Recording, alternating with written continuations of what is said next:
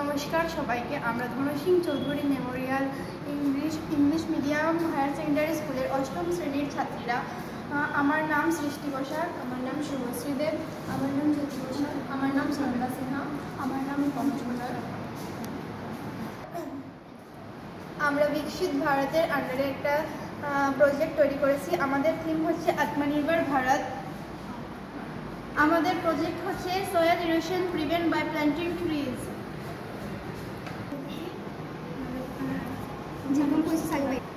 আমরা গ্রামাঞ্চলে বসবাস করি। প্রত্যেক বছর আমরা দেখতে পাই যে বন্যার সময় গ্রামবাসীদের অনেক প্রবলেম হয়।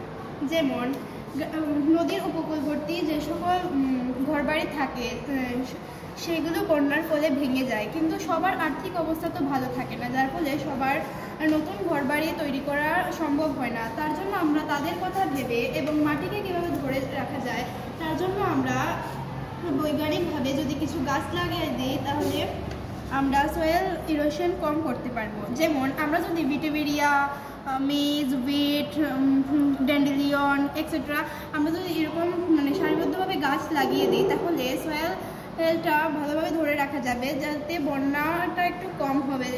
তার ফলে গ্রামবাসীদের অনেক উপকার হবে। এই কথা ভেবেই আজকে আমরা এই প্রজেক্টটি করেছি। যদি